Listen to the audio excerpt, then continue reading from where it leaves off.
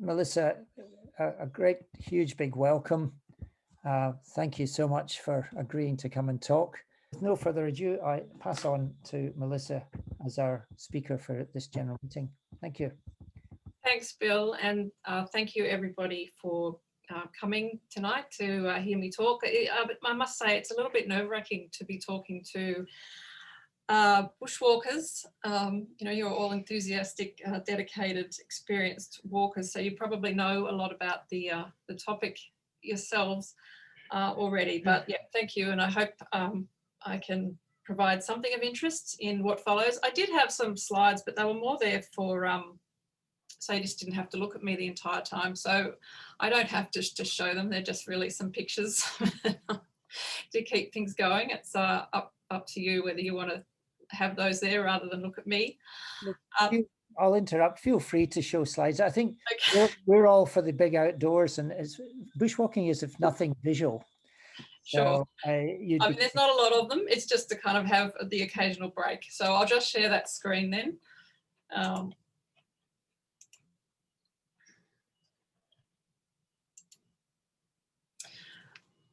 Okay, so yeah, thank you. Just a few things to break up the presentation, really.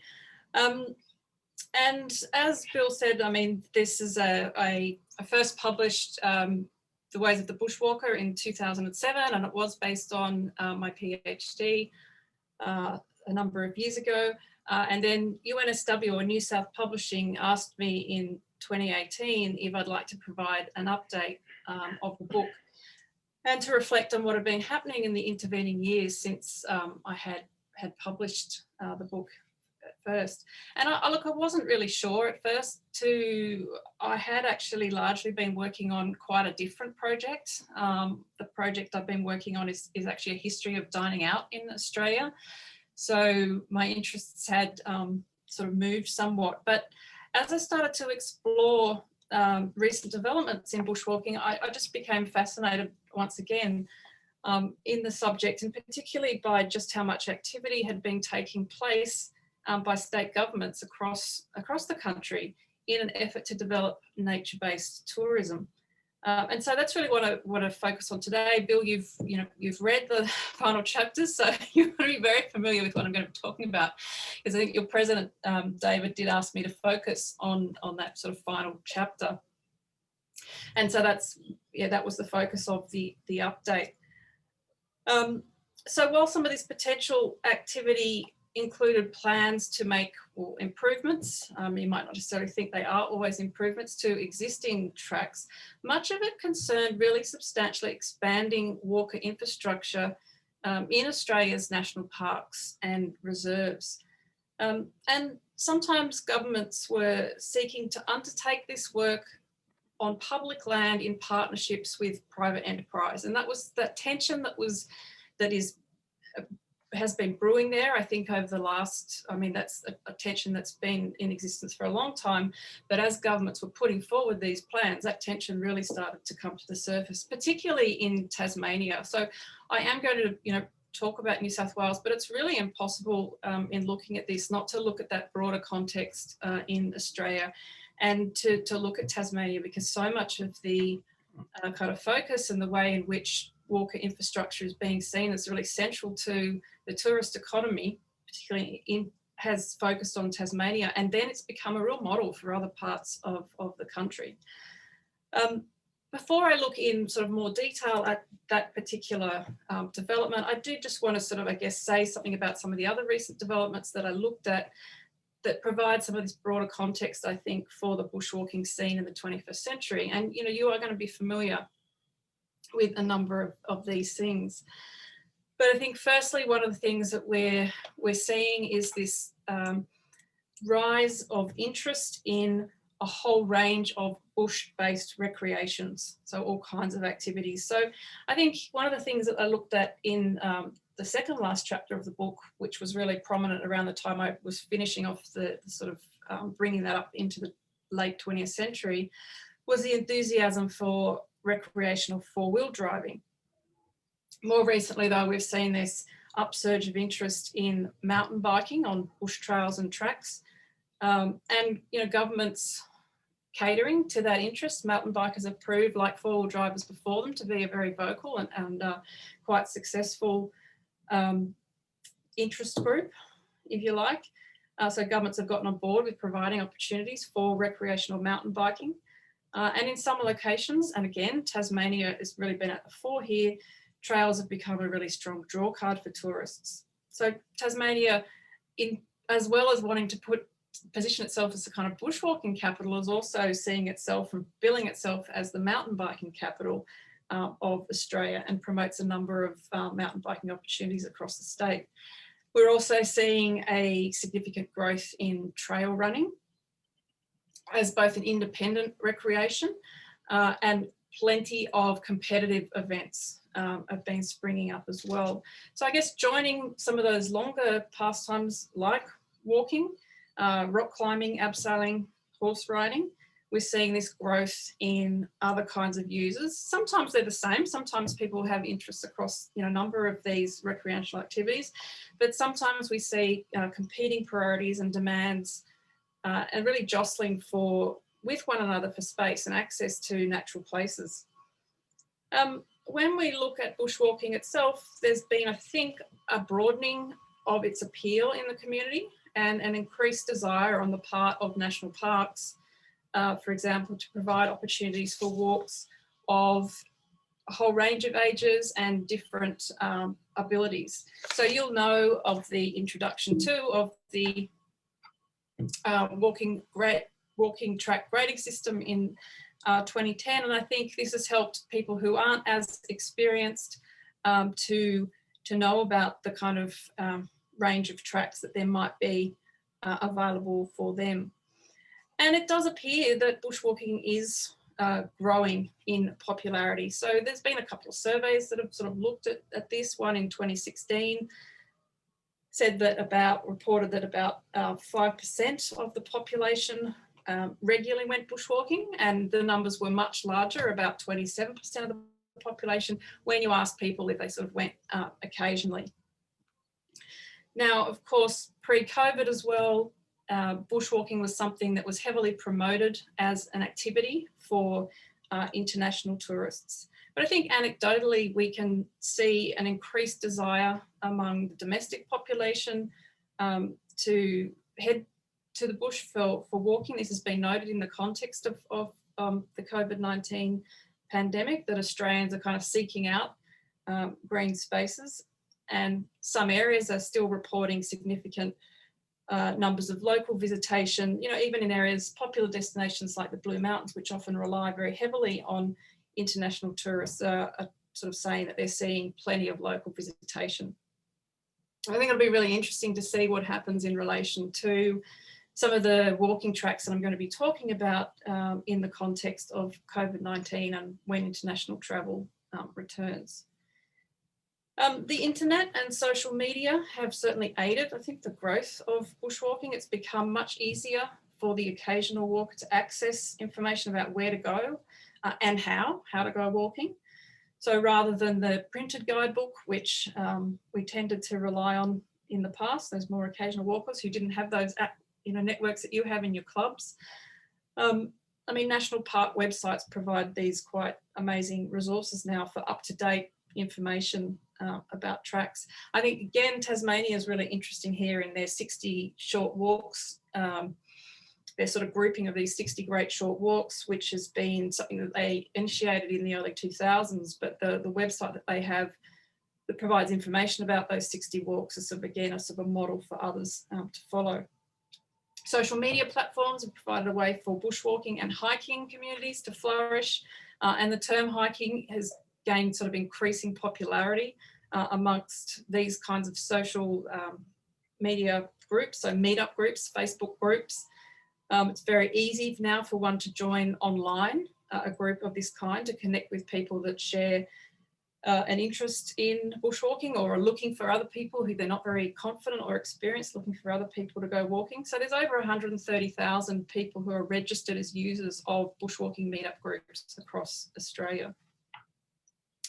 And then we've also seen a number of, apologies for that, seen a number of new tracks that have opened, some of them that have been many years in the making, so like the Larapinta here. So here, what's interesting, I think, with some of the tracks that opened in the early 2000s was they were quite what we'd think of as quite long distance.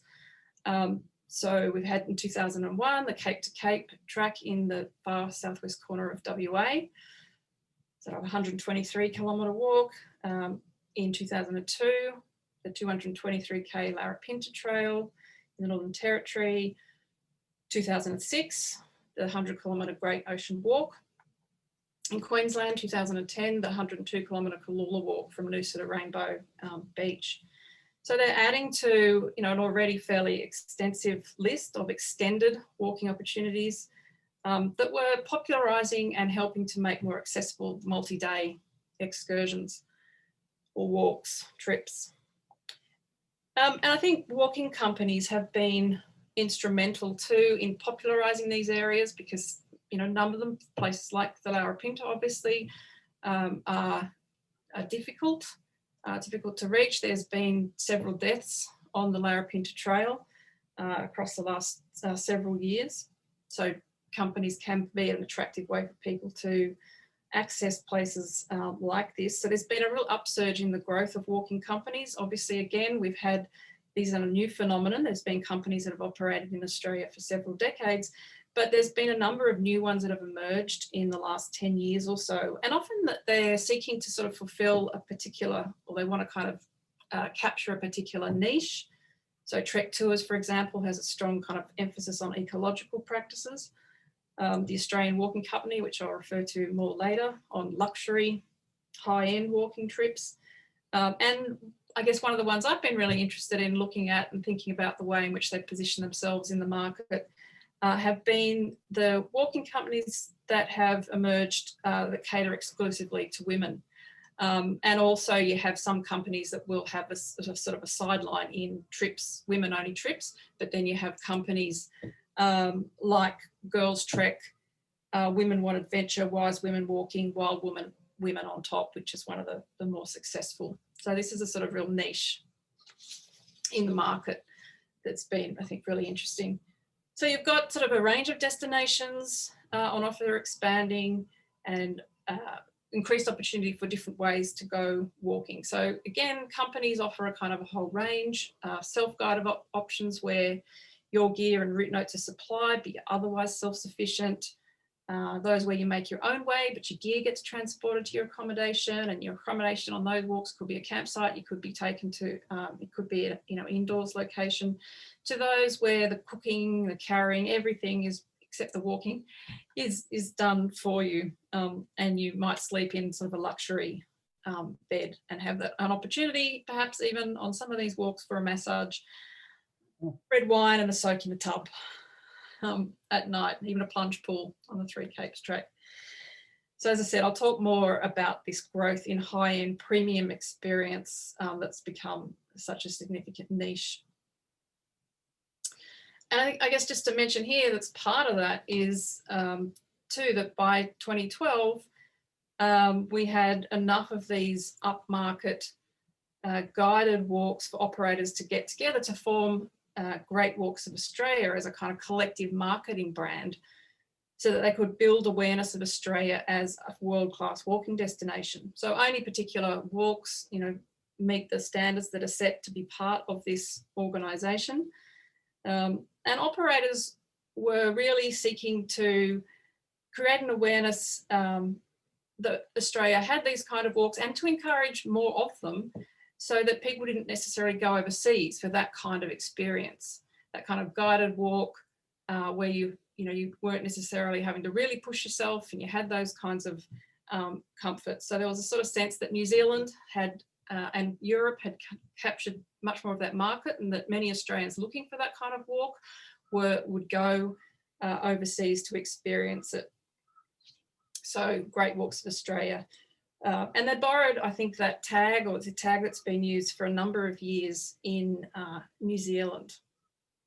Again, a real sort of sense of competition. So, it started off 2012. As I said, there were initially 7 walks, predominantly in Tasmania, But by 2020, 13 walks come under this umbrella of the Great Walks of Australia. Only one in New South Wales, and that's on Lord Howe Island, the Seven Peaks Walk, run by Pine Lodges.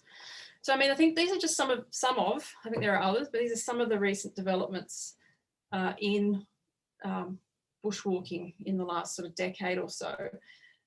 But as I said, I think the thing that really struck me was the attention that was being given by government and private industry alike to the development of the multi-day walk as a key plank in Australia's nature-based tourism industry, such that bushwalking was really being seen as potentially a money spinner, and particularly for regional economies. But it wasn't necessarily the, what we might have imagined as the multi-day, the independent walk that was, pioneered by serious bushwalkers in Australia. And it wasn't the self-sufficient walker that was the focus of these efforts by governments and commercial interests. So I think what we're seeing is a kind of refashioning of the multi-day walk. And here I'm thinking of walks of sort of 3 to 5 days. So it's being made more accessible, more to meet the needs of, the novice or the less experienced walker who isn't confident to go with, in a small group, or they don't know others who share that interest and have that experience. So it does tend to be this trend of walks of 3 to 5 days around the 40 to 50 kilometre mark, usually. And as I said, with a reasonable level of comfort. Now, there are a range of different ideas about what that comfort might entail. So it can still be public, like tent platforms. It might be huts, or it can be that luxury accommodation. Sometimes on track, that's particularly the case in Tasmania, on the mainland tending to be located away from the track. Now, this development of an expanded walking infrastructure, I think, there's a sort of, again, a broader kind of context here. And I was, again, just amazed at the number of, in the early 2000s, the number of strategies that were being developed by governments, state governments, but also local governments, often then sort of pinwheeled out from this. So Queensland, South Australia, Western Australia, between 2004, 2009, they all produced these strategies to develop high quality recreational trails in the urban fringes and in regional areas. And what they often talked about here was the potential of tracks to provide significant mental and health benefits. So there was this real discourse about health, not just physical health, but mental health. And it was seen as having benefits for individuals, but also communities. So it was very much positioned as a preventative health measure. So the arguments that were being put forward about why governments should invest in trails was about, you can prevent longer term health issues in your communities if you invest in creating recreational trails. And I should say the trail strategies often weren't always just for walking trails. It was also about horse riding and mountain biking. But bushwalking certainly got plenty of attention here. So it was about how we could save money in health spending. At the same time, it was positioned as trails to promote nature conservation, and again, increasingly seen as having huge potential as tourist attractions. But that health discourse tended to be what underpinned these at this particular time. But as increasingly, I think the tourist dollar started to become more important. So globally, nature-based tourism was becoming a really fast-growing sector of the tourism market. And Australia, with its plentiful national parks, reserves, World Heritage areas, advocates were saying, well, Australia is really well placed to take advantage of this increased desire for nature-based tourism. But they're saying we're not realising this potential that we have. Governments need to do more. So private enterprise is pushing government. Government needs to do more to open up and to develop national parks. So there's a lot of criticism from particular tourism bodies, commercial operators saying, our parks are locked up. We need to unlock them, and we need to get rid of the sort of layers of bureaucracy that to enable increased development, and we need to get rid of both the sort of the red and green tape if you like, because there was a lot of criticism about, green policy here. So they're wanting to make it easier for investors to build and operate that infrastructure as well. So it's about saying, look, spectacular scenery is not enough. The contemporary tourist wants experiences. And this word, the experience seeker, becomes absolutely crucial in the way in which these strategies are getting pushed. So this kind of thinking's being outlined in a number of places. One of them was, again, like at federal level as well. So the federal government in its National Landscapes Program of 2008 was all about identifying and marketing key landscapes and making Australian national parks what they referred to as more digestible for visitors. So sort of, how can you create these kind of particular experiences that people understand and will want to go to? And again, I was just really interested by the words that kept coming up. So the focus was on promoting world-class, high-quality visitor experiences, and the target market being this experience seeker. And this experience seeker was everywhere in Tourism Australia marketing. So they were identifying these experience seekers as wanting what they called immersive and authentic experiences, and they were high yield tourists. So they were people who would spend money. They would spend significant amounts of money to have these, experiences in nature. So again and again in these reports and the strategies, this is the kind of discourse that is happening. And this, you can see this federal vision filtering down to these state-based plans. So as well as those trail strategies that I referred to earlier, that often were focused at local communities, state governments were increasingly producing nature tourism strategies that were looking at a kind of a broader tourist market. So just for example, Victoria in 2008, their strategy, it was a collaboration between Tourism Victoria, Parks Victoria, and the Department of Sustainability and the Environment. So that kind of trio, coming together to work out how they could better promote the opportunities. Also in 2008, the New South Wales government establishes a task force on tourism and national parks. I'm sure there are people here listening who are already very familiar with this. And that role of that task force was to report on opportunities for this enhanced level of sustainable nature tourism on New South Wales public lands. There was an emphasis of proposals. They did need to be compatible with conservation of natural and cultural heritage, and cultural heritage is really coming through strongly here too in what they're wanting to promote. But any ideas put forward should look to increase visitor numbers and expenditure. So it's not just about getting more people in parks to enjoy them, it's about getting more people in who will spend money. And so they're needing to also be attractions that they're going to spend money on. All right, so it's recommending iconic experiences in key locations. And that's another term that keeps coming up again and again, iconic.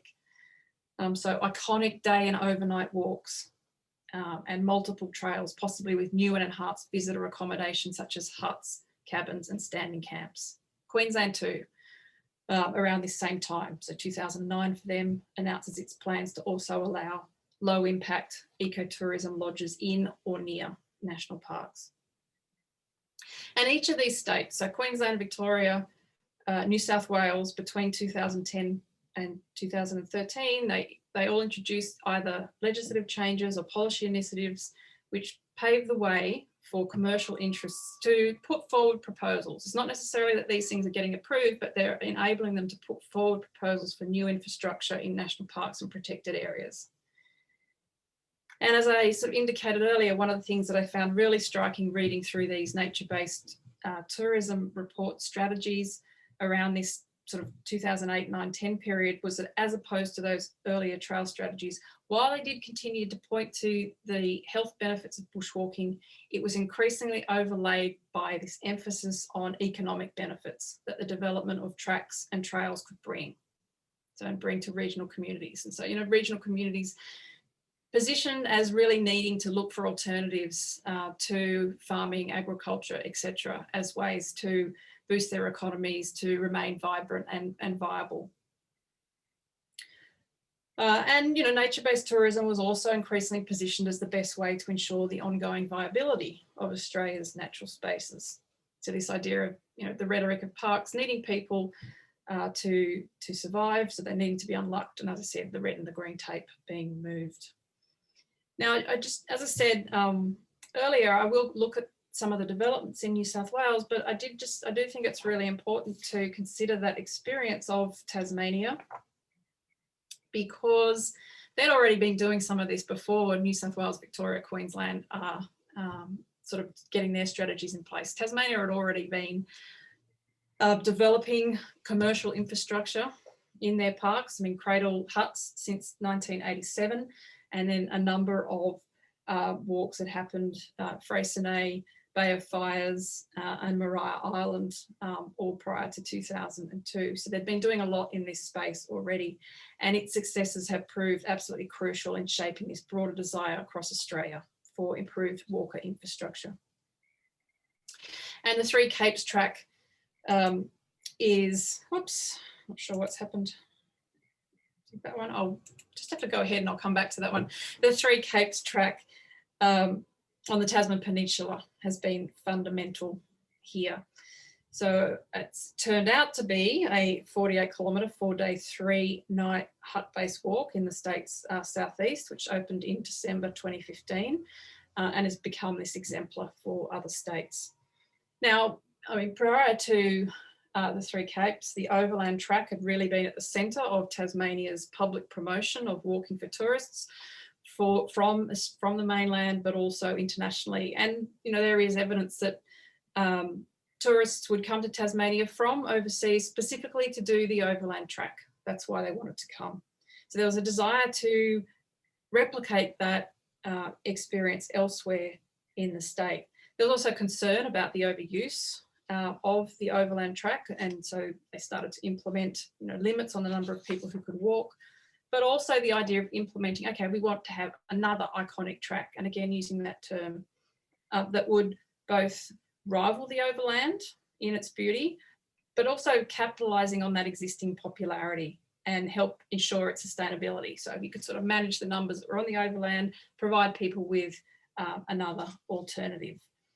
But also not simply just another alternative, but another option. So the idea was that, if you had another kind of iconic walk, people would come for the overland and then they'd come back another time to do the Three Capes, or, vice versa.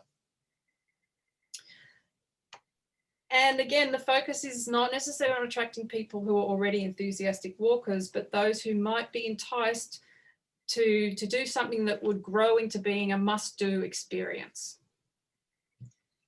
So who weren't necessarily experienced walkers, but this would become something that you really should do, a bit of a rite of passage almost, if you like. There were plenty of other options that the Tasmanian government considered, about 18 other options before they decided on the Tasman Peninsula. And it was an environment that was very different to the overland track in being a coastal landscape, so very different to those alpine areas. The more stable climate meant that it could be more attractive for a longer period of time in the year. It's relatively close to Hobart. So the overland is a more difficult walk, as you'd know, to reach. And again, part of it was this idea about increasing regional tourism, because it's close to Port Arthur, which was an existing tourist attraction.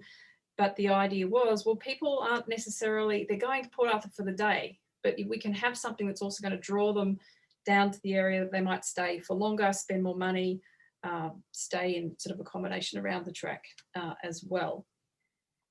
This was an area that was already popular with dedicated bushwalkers, and bushwalkers in Tasmanian bushwalkers had helped to develop a number of the tracks in this particular area. So they weren't necessarily happy at the development of this particular track, because it did mean that kind of access that they had for many, many years would be taken away, the same kind of access that they'd had. So the Three Capes track, where the overland is positioned as a wilderness walk, for the well-prepared walker who has a good level of fitness and who understands the risks of walking in a remote alpine area, the Three Capes was seen as a different kind of walk. It was seen as a wildness walk. So it wouldn't be as difficult. And it would be, you know, the overland, as you know, is a track where you can often experience a lot of mud. This was very much seen as a walk, the Three Caps, as one that would be mud-free, no mud here. There'd be plenty of wide stone pathways and duck boarding, grade 3 track, so the gradients being relatively gentle, although, you know, there's still some steep sections. But it's really interesting looking at the way in which the walk is written up, because it's as though it's a breeze. You know, that you won't feel a thing is one of the phrases that's used in the promotion for the walk. And it's being, you know, meticulously crafted, so you're free to enjoy your experience rather than watching every step. What is really interesting about the Three Caps track too is that initially, when the feasibility study was undertaken, it was going to be a 6-day walk, so of a similar kind of walk to the overland, 6-day, 5-night, and hut-based. You know, where on the overland you can camp, this was going to be all hut-based. And this length of walk, so being 6 days, 5 nights, was seen to have the most appeal for the potential market. But what ended up happening was that, you know, the cost blew out so significantly of this walk that it ended up becoming a 4-day, 3-night walk. Actually only goes to 2 of the capes, not 3, still called the Three Capes track. But I think that actually being a 4-day rather than, you know, a 5 or 6 has made this track far more appealing for that less experienced walker than that they were actually looking for. And it's also become quite popular to do as a multi-generational walk. So it can, you know, might be parents and kids, or even grandparents, you know, their kids and their grandkids. It's also really interesting to think about. It's conceived of as an artwork, this walk. There's a real focus on the cultural heritage as well as its natural values. The facilities on the walk are not designed to be just utilitarian, but beautiful. There are 36 seats along the way, which act as story starters. They've been designed by students from the University of Tasmania. And so they tell a range of different stories. So just some scenes from the Three Capes track, if you're not familiar with that. And the huts, of course, you know, it's a hut-based walk, as I've said, and the huts are very different to those that were available on other Australian walks. And we haven't, you know, really been known for having a lot of hut-based walks, as again, that was sort of a criticism, something that was underpinning these developments and where we were seen as lagging behind New Zealand. So the huts on the Three Capes have got separate rooms that can accommodate 4 to 8 people. They've got memory foam mattresses, you know, good toilet facilities, cold running water, USB chargers, yoga mats, deck chairs, board games, gas stove tops, cooking equipment. So you take your own food, your sleeping bag, but your pack can be reduced to a relatively comfortable weight. Now, initially the walk was, when it was first conceived of as a 6-day walk, they thought, oh, this will be about, we'll charge about $200 to do the walk. Now, as a 4-day, 3-night walk, the cost is $495 for an adult, slightly less for a child. So, you know, more expensive than it was originally thought. And some images of the huts. That's there. So yes, you can get a little bit of an indication of what's available there. Now, the other thing that also happened with the Three Capes track is that they also allowed for the Tasmanian Walking Company to develop their luxury cabins, or lodges as they're called. So it's the Three Capes Lodge walk here.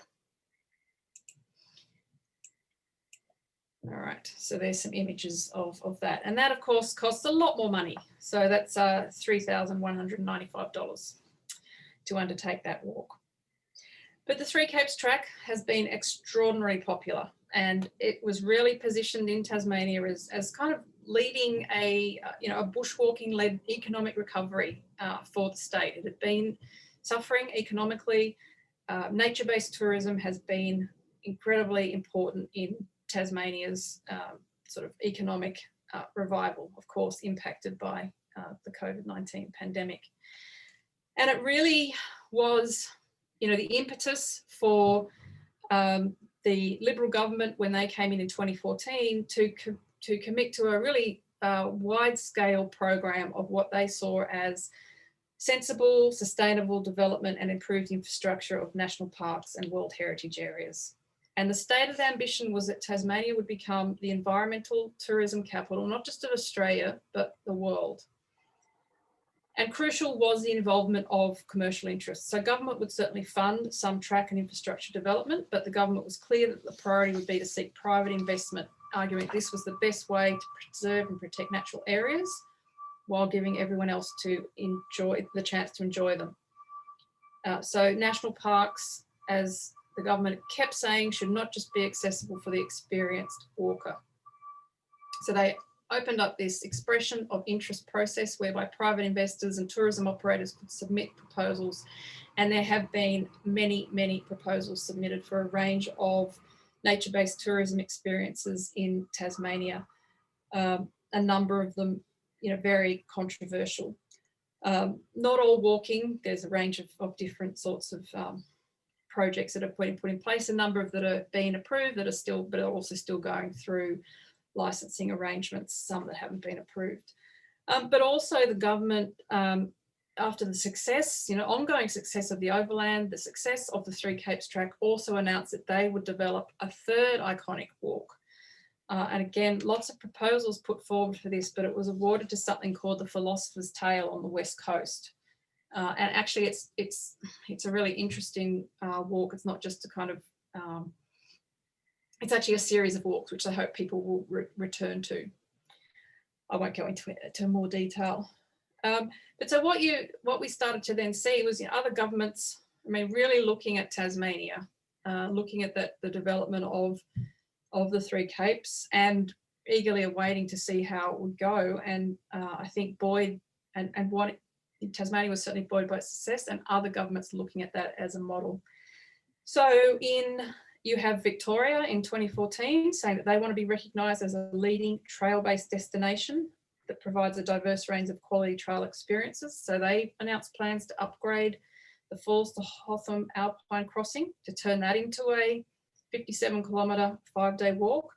Plans to develop the Grampians Peak Trail, or that is a longer one if you do the whole thing, 13 days with tent-based camping. Joining existing walks that they had to what they said would be a branded portfolio. I just love the language that gets used here. And that would be marketed as Walk Victoria's Icons. Again, that term. South Australia said that it wanted to set the state on a path to developing a world-class recreation trail system in one of the great landscapes of the world. So plans there to update or upgrade the Hyson Trail and to add commercial infrastructure.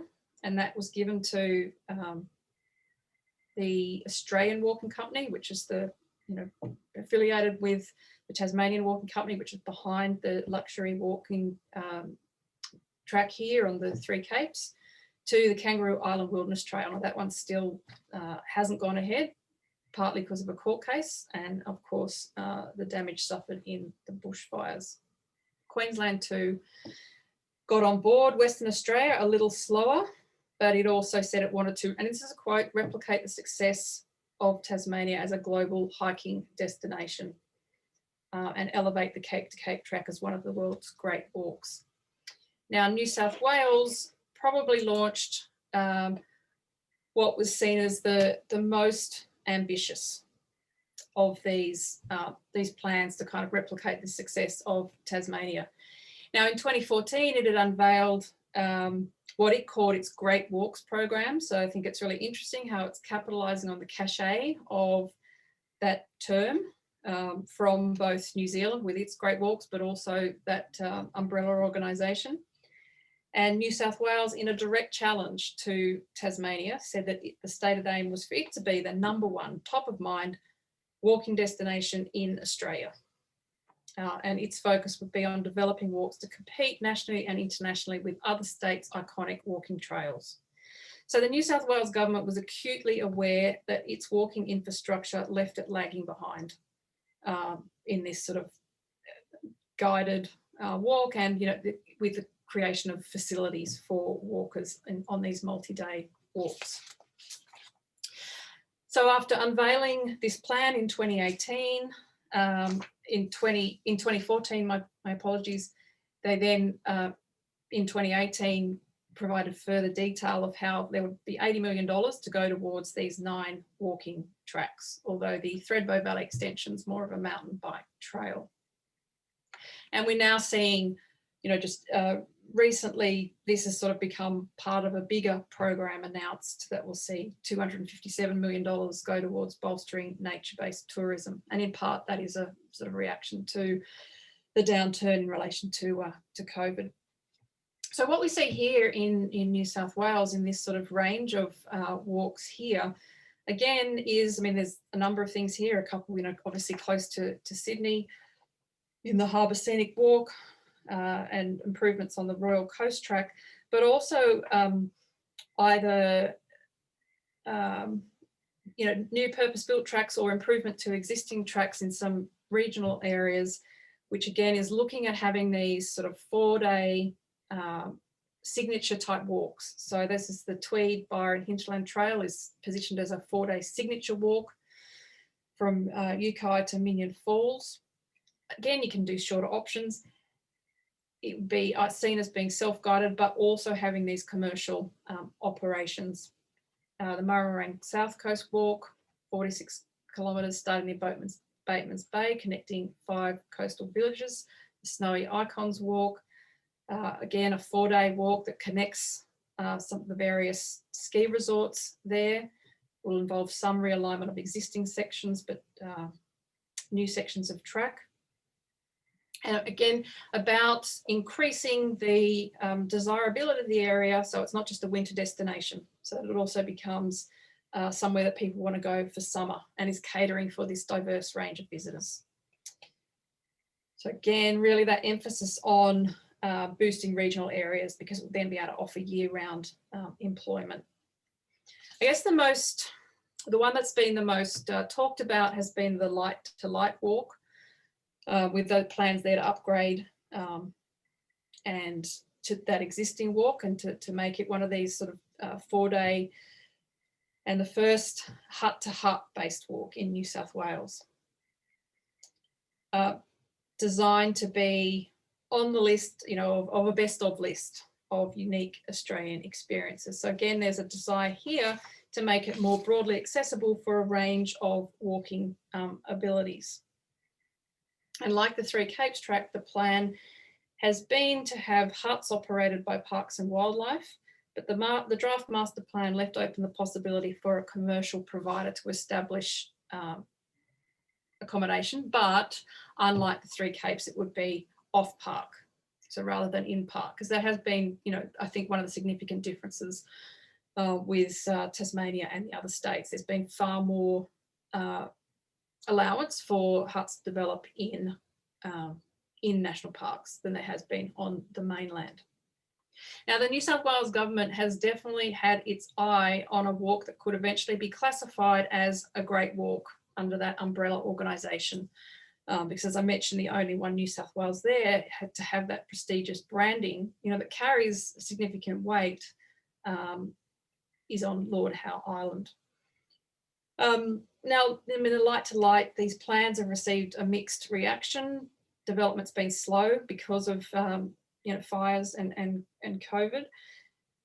There's not necessarily concern about spending money on the track, but more about arguments that it could be better spent elsewhere, and concerns from people who have used that walk and campsites for many years not being able to do so anymore. So there's also fears about the remoteness of the setting being degraded with the addition of huts.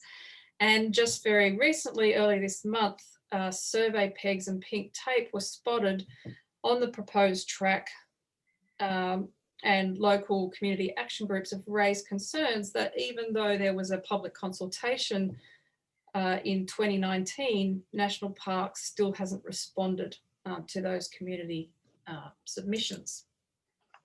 Sorry, there's that Light to Light walk. Now I'm going to finish up because I think I've probably talked for long enough, and I've only really skimmed the surface here, but I am sort of conscious of time. But I guess just to sum up, what we have seen across this last decade has been a significant push to create walking tracks that can be designated as world-class, iconic, signature, must-do experiences. They're positioned as huge draw cards for tourists and as such as saviours for rural and regional communities through job creation. They're always positioned as environmentally sensitive, as bringing attention to cultural heritage as much as natural values, as offering opportunities for Aboriginal communities and fostering appreciation for national parks. More and more often, as I've suggested, there are plans for these tracks to have commercial operations running alongside facilities provided by national parks. And, you know, in a number of instances, what this does is carve off land for the exclusive use of those who can afford to pay for that luxury experience. The picture here is not of an actual walk yet. These are the pods that are proposed by the Australian Walking Company for the Kangaroo Island Wilderness Trail. And I was particularly troubled when I was writing this material by the kind of some of the rhetoric that was used by Brett Godfrey, former CEO of Virgin, now co-owner of the Australian Walking Company, in how this high-end walking market is seen as sort of being a way to protect the natural environment, and you know, because they are coming from professional areas. I think there are accusations from people like the Australian Walking Company or groups like them that that, you know, say serious bushwalkers, for example, are elitist in wanting to keep tracks to themselves, which is not necessarily the case.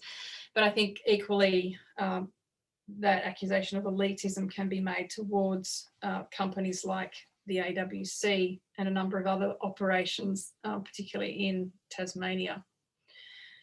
So the path to expanded commercial development in national parks is certainly not a smooth one, and it is particularly slow in the mainland.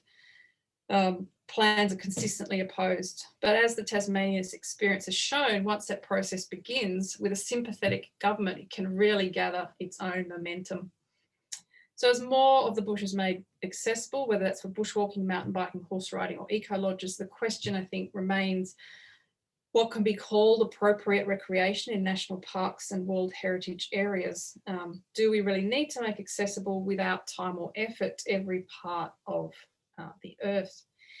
Is nothing left to be left that isn't considered as a resource to be exploited for profit?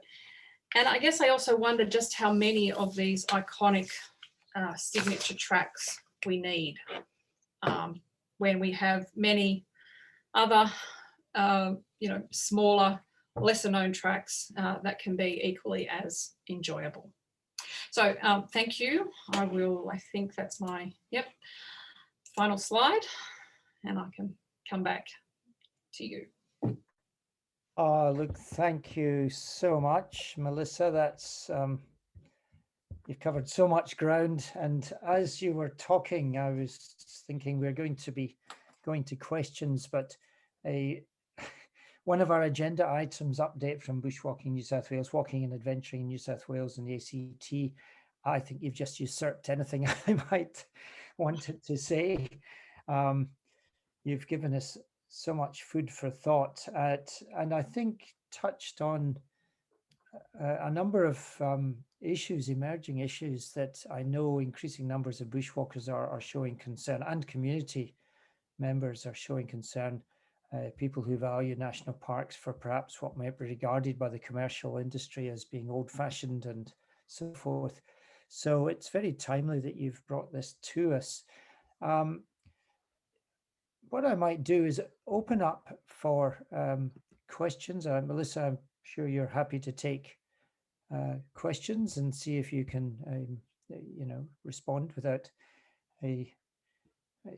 Hopefully I can. I mean, as I said, I'm sure there are people in the audience that have, I mean, I've tried to kind of do a very Australia-wide. I'm sure there are people there that, you know, have far more intimate knowledge of particular places. I would say that you're sort of tracing the last 20 years, these sort of development of the externalities has been really important, because what you're describing is far greater than bushwalking. It's national politics of identity, and that sort of intersection. And certainly from what I have heard in other fields, that call upon nature and human goodwill, and drawing across tourism as the next great thing that's going to save us economically.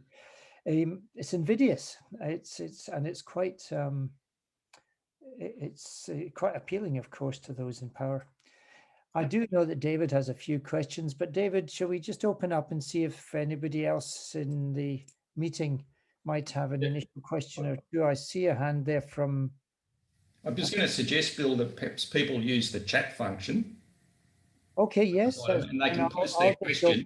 I'll just open that up and I can read them out. And while they're doing it, I might start with the question of my own. Yep. So just before you do, David, just everybody, you're familiar with the chat function in Zoom. At the bottom, you'll see a speech bubble icon with the word chat. And if you click that, you'll open up a column at the side. And at the bottom, you should have something that says "to everyone." Type a message here. Just type, and be aware as soon as you hit the return button, it will send. So if you're halfway through a sentence, you'll have to do a second one. It takes people a little by surprise sometimes, and I'll pick them up and read them out. That might help. Thanks, David, for the suggestion. Over to you. Okay, thank you, Melissa. That was terrific. My question actually, towards the end of the book, that sort of the last section heading is called "The Death of Bushwalking," and I know you're talking more about the term bushwalking as opposed to term, but I really wanted to extend that question.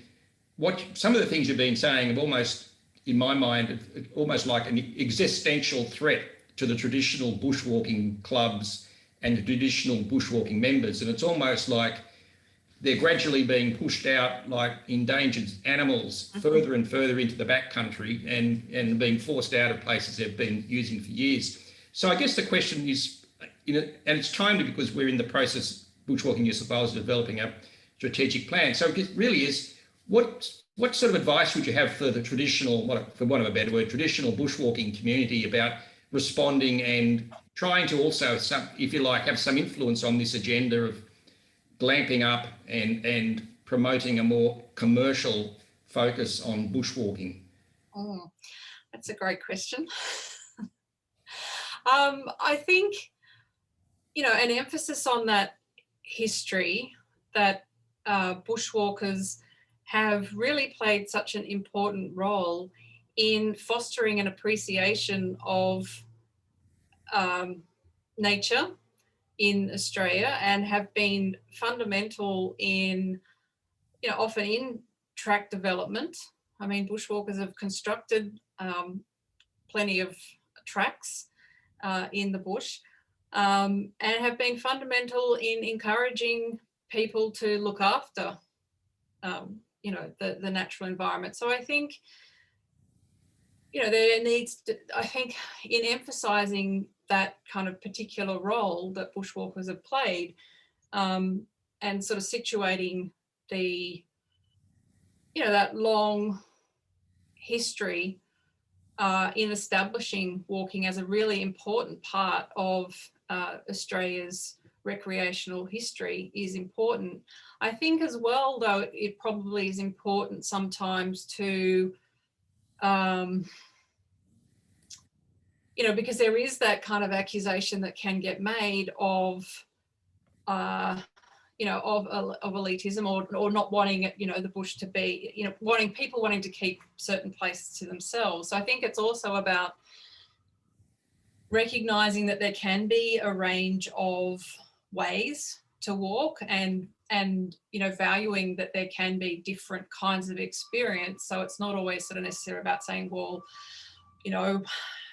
we were kind of first to develop these things, and we want to keep it to ourselves. I mean, I think there needs to be an acknowledgement of a broad range of abilities, but there needs to be space for tracks that that aren't overlaid with all of this infrastructure, that we do want to have places that are more difficult to get to. I mean, I really find it frustrating that, you know, some of these, you know, this one of the comments that was made by the developers in Tasmania of the, you know, the project to kind of fly in people by helicopter around Halls Lake, you know, with Malvina, and it's like, well, younger people don't necessarily have the time to or the desire to, you know, to do the hard work. And it's like, well, good luck. I mean, you can't say it like that, but I just think sometimes, you know, why can't we have places that are difficult to get to? We need those, as well as we need places that cater for people who don't want that. But it should be okay to have places. So I think it's, David, I think it's trying to find that balance in putting forward a strategy where, you know, you don't come across as this is ours and we don't want you. Yeah, I'm just going to the chat buttons, and there was a question about the Three Capes Walk having vehicular access, how do they get the stuff in to service the huts, and a question that's come back, and answers come back, they bring it in via helicopters. So I guess that raises another issue about impact. But then there's a following question from Neil Ward. He's wondering whether you see long distance trekking like the National Trail fitting into the future of bushwalking and tourism. And I'm not quite sure, perhaps if Neil's there, he can unmute and just explain what he means by the National Trail. I'm not familiar with the term. Unless he's talking about the Bicentennial National Trail. Yeah, it's Neil Ward speaking. Oh, hello. Hi, thanks. Yes, it is the Bicentennial National Trail. We've just changed our name last year to the National Trail. Sorry. Okay. Sorry to confuse you. It wasn't deliberate.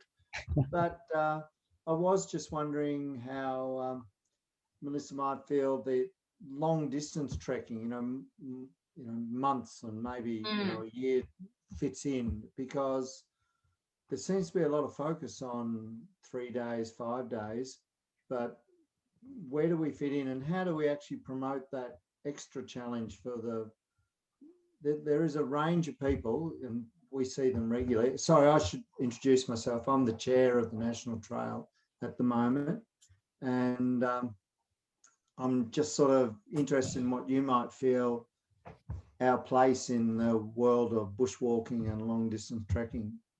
Well, I think that, you know, I think there is a place for those sorts of long distance trails. I mean, like the Bibbulmun in Western Australia, you know, is also a very long distance walk that is very successful.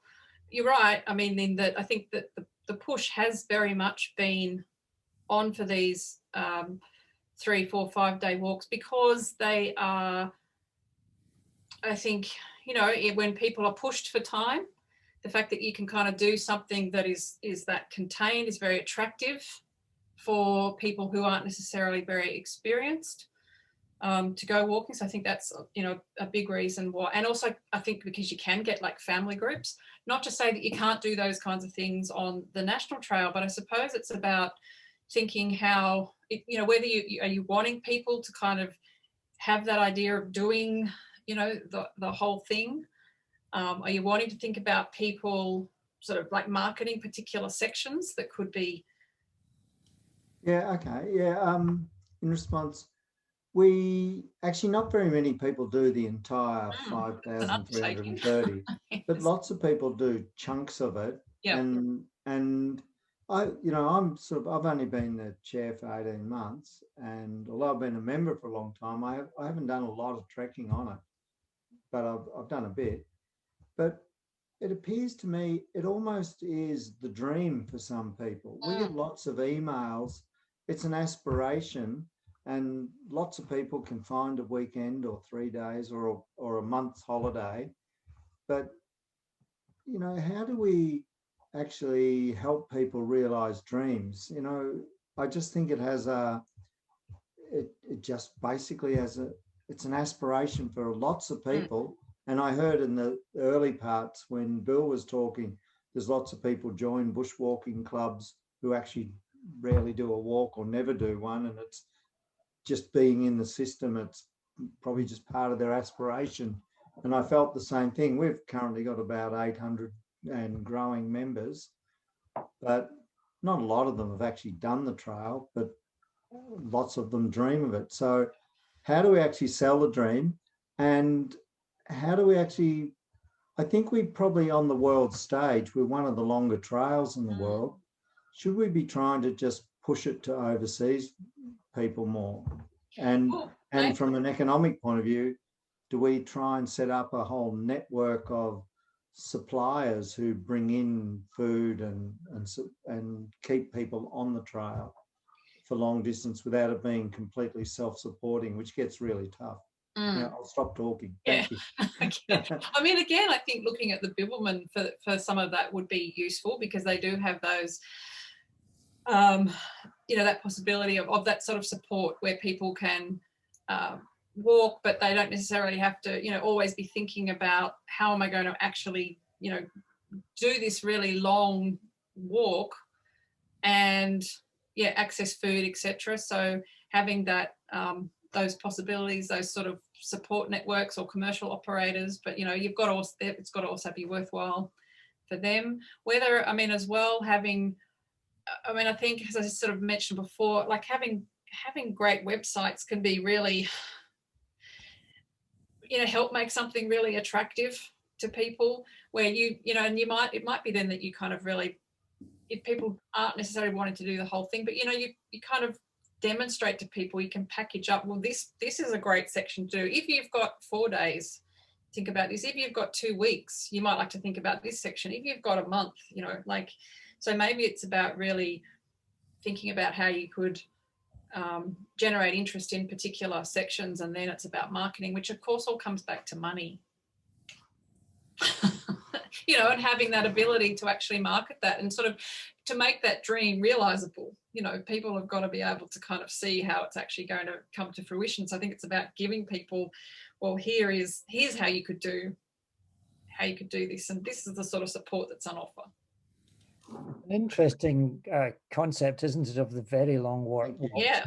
As you were both talking there, I was reminded of the long distance tracks in Europe, which are extremely popular, tend to fall between these 4 and 5 day packages and the extremely long walks. You're looking at 3, 4, 5, up to 900 kilometers, and they've got enormous popularity.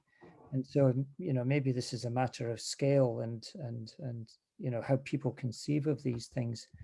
I am conscious we've got other questions, and Matt McClelland has dropped in a pile of questions. Thank you, Matt. I'm not one bit surprised that you would have lots to ask, and he's given us permission just to pick a couple of them. I do like your question. What is unique about walking in New South Wales compared to other states, and unique about Australia, given we're a New South Wales and ACT body? Obviously, is there something, and this goes back to, I mean, talking the language you've talked about before that's coming out, brand development and all the rest, but, you know, is there something that is unique about walking and bushwalking here that we should be conscious of? Look, you're probably better equipped. I mean, I live in Sydney. I grew up in Sydney, but I've been in Brisbane for nearly 20 years now. Look, I think the thing. Look, New South Wales was so central to the development of bushwalking and the kind of idea of what it was. I mean, because of how important Miles Dunphy was to the history of walking. So I think that historical component, I think, is really crucial in New South Wales in terms of the type of walking that you have. I mean, there's such diversity in New South Wales that perhaps some of the other states don't have quite the same. I mean, if I think of Queensland, you know, or Brisbane, where I get to walk, one of the things I really miss is that kind of sandstone country of Sydney that I, you know, used to walk in when I was younger. So I think that's kind of something that's quite special about New South Wales. But I think, I mean, yeah, you've got, you know, you just got such huge variety. And also, I think, I mean, similarly, yeah, because places like WA, South Australia, I mean, the climates don't necessarily, and Queensland don't necessarily lend themselves to that. New South Wales can much more position itself as a kind of all year, almost kind of bushwalking destination, in the way that, like, I don't really walk that much in Brisbane in summer. It's just horrible. Tassie's very cold in winter. So is Victoria, so is ACT. New South Wales, I mean, I think that's kind of something that's a bit unique, that the climate makes it broadly accessible nearly all the year round. Thanks. I might come back to Matt's questions in a minute, but Tice, is that the right? And I'll just quickly read out, just save you all speed reading. Thank you for your talk, Melissa, very timely, and we're touching here now on some issues you've dealt with. She says, recent articles have come to my attention that show how much politics is involved in this conversation. Are in quadrant 3, the closing of Mount Warning, with the track not being maintained over several years, and another about these high-end luxury villages, inverted commas, that are becoming more and more common in national parks across Australia, while regular camping is then not allowed. In a recent issue of Wild magazine, horrifying reading. Traditional walking, such as our club walkers do, low-key, low-cost, seems to be quickly becoming a thing of the past. Should I be worried? So over to you, Agony Aunt. Oh gosh, I mean, I do. It is one of the things I found really, as I said, that's why I focused on it so much in that last chapter, because it was the thing that was striking. Was this real push on for this luxury high end, and significant amounts of money government's putting up for walks, and often supporting commercial development. And I think that's really problematic when they're kind of actually funding some of these commercial developments, and these commercial developments net profit. And often that does seem to be at the expense of maintaining existing walks. But I think in terms of being so worried, I mean, I think there's certainly cause for concern, but I think at the same time, there is also significant pushback, and a lot of that is very effective. And so, while a lot of these plans are in place, a lot of them haven't yet come to fruition. So, that's what I'm saying. Tasmania, but it was 1987 that they did this luxury, option on the overland. And then, it sort of slowly developed, and there's been this real push for it. I mean, the Hodgman government just got right behind this idea, and allowing these kind of private operators to put forward proposals. But, the similar attempt in South Australia to have the Kangaroo Island Wilderness Trail, I mean, they got the trail, but then to have those commercial huts developed by AWC, went to court because the local community and environmental groups complained about the process and didn't think that the process had been followed. So, it ended up in court. So I think, I think people do have power, and there is significant pushback in Tasmania as well. I think we can make a stand, and I think we can push back against these developments and sort of limit them. So I think, yes, cause for concern, but use that concern to take a stand if this isn't the kind of walking that you want to see developed or overdeveloped. I mean, I think there can be room for some of it. I just don't think it needs to be necessarily the focus in the way it is. And it's going to be really interesting, I think, to see what happens in New South Wales, given they came out with, this idea that we want to kind of be the walking destination in Australia, and this is how we're going to do it. Again, there's been pushback in Victoria. So, and there's pushback on the light to light walk. Thank you. So, I suppose what you're really saying is that as bushwalkers, we need to perhaps be more vocal about what bushwalking and walking might look like and should look like. I can't resist a final question, one of Matt's questions. If you had a wand to wave, if you could wave a wand and change anything about bushwalking in Australia, what would you change? What would And I change? I promise that will be the last question. Well, I would. I mean, there is just so many. There's so much fabulous walking that we have available to us, and I think we're really lucky that we have places that are relatively easy to get to. I mean, I live in the suburbs in Brisbane, and that I can go for, just pleasant. I mean, they're nothing great, but they're pleasant walks really close to me. So there's lots of things I wouldn't change, because I think we are lucky in that we have green spaces where we can, have that experience. So in terms of what I change, it is this desire to have commercial development and have too much commercial development, and have these, we don't need all this fancy. Okay, I don't know. You don't need to have sorry if anyone's done these luxury walks, but I don't think you need to have a plunge pool, on the Cradle Mountain Walk. I just don't think. Yeah.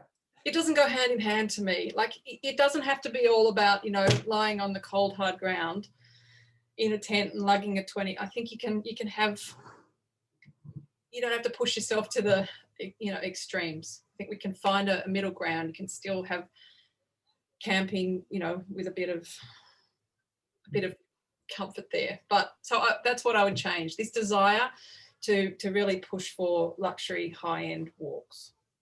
Thank you very much. And of course, we've all known plunge pools because we've all dipped in the creek somewhere on a walk, haven't we? Use the creeks. Yes, we never called them a plunge pool, did we? Look, I'd like to thank you so much, Melissa. I'm sure that people will go away and think, oh, I wish I'd asked her such and that such. And if you haven't done Email me. Yes, we'll. If people have questions, get in touch with us and we'll put you in touch with Melissa. And if you haven't seen her book already, I really encourage you to go and get a copy. And David's doing it and I'm doing it. Look, on shameless promotion. I think you deserve it. You deserve a lot of promotion for this book. It's a timely exposure of issues which are not going to go away, unfortunately, but we need to engage. So I might ask you all to just join me by going to your reactions button and giving Melissa a huge round of virtual applause and thumbs up, or whichever reaction you'd like to give. And with that, I really do just want to say thank you. And look, I know, some aspects of the book aren't necessarily popular with serious bushwalkers. It's a book that could be written in a myriad of ways. So yeah, I really appreciate the time that you've taken tonight to listen. And I'm certainly going to be looking out for and following these developments that are happening across Australia. So I'll be very interested to see what's happened with these survey pegs in the Light to Light, which were put in just earlier this month. Yep. Keep your eye out for that one. And that is a lovely segue through to our final item for the general meeting. You'll notice, if any of you have looked at the agenda, there's an update from Bushwalking New South Wales. Given the time, I'll keep it quite brief. I had 3 items there. One, you've heard that our constitution updated has been accepted. I was going to talk about walking and adventuring in New South Wales and ACT, but we've talked a lot about that. And I was actually going to talk about Bushwalking New South Wales keeping an eye out on the sort of issues we've been hearing about over the last hour.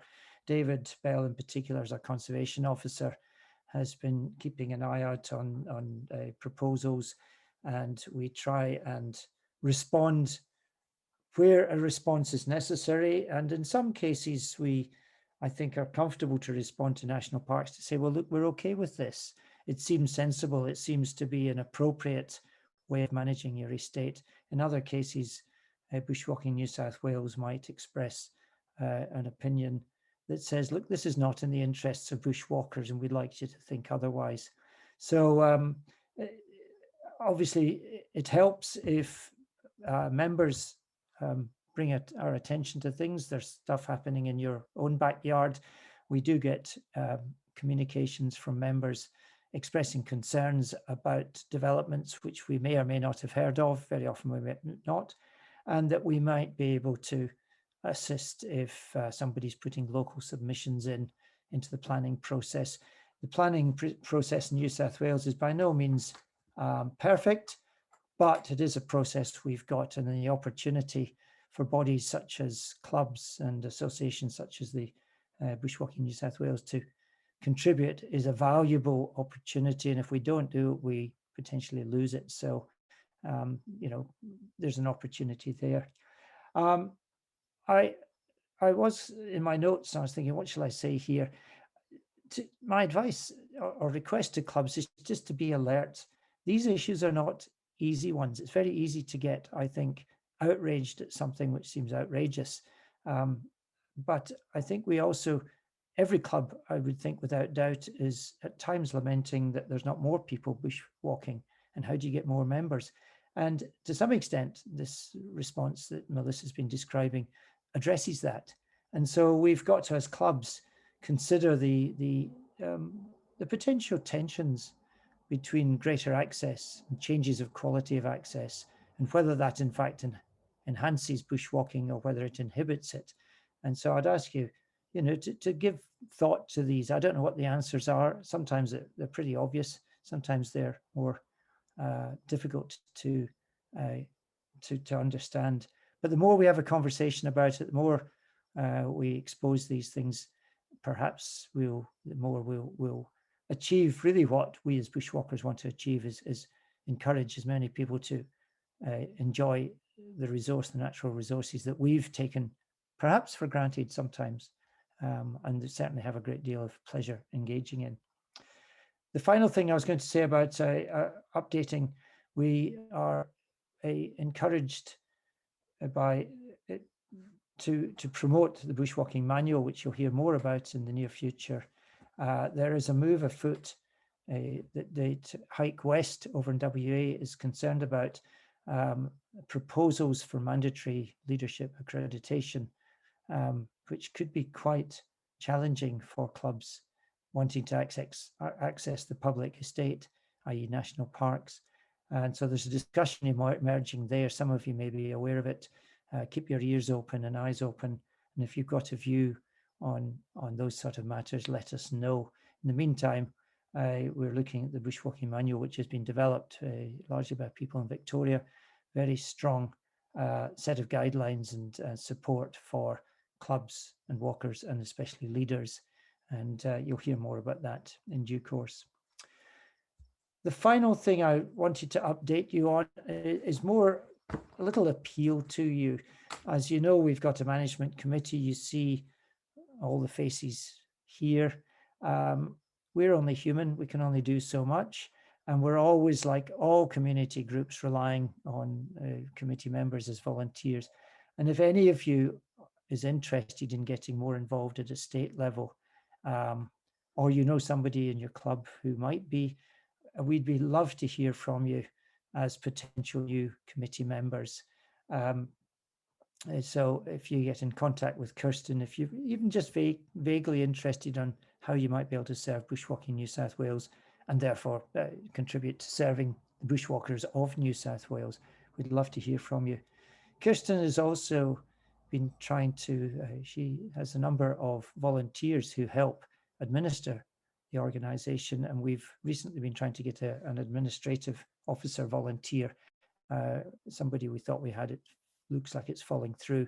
So if you've got somebody who would like to contribute as a volunteer to, Kirsten's got a number of administrative jobs that straightforward ones, and if you're that way inclined or have got the skills, please get in touch with Kirsten.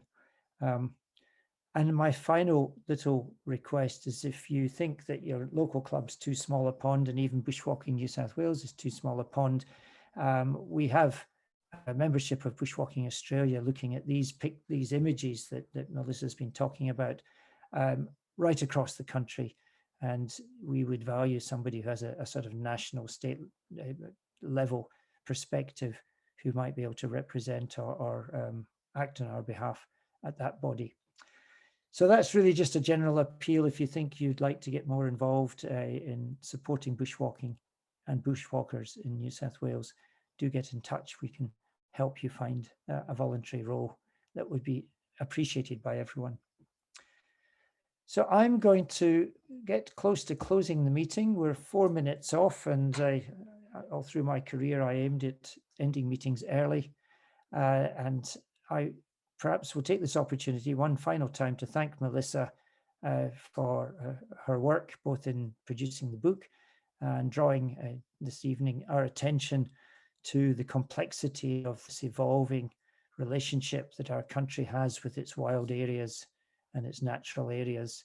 And I hope you go away a little wiser, if not perhaps a little more puzzled, but certainly thinking about that relationship and the role that each of us individually and our collectively might be able to play in moving it forward to a future that we would like to see. So thank you very much everybody for attending. Great to see you all, and we'll see you at the next general meeting, I hope.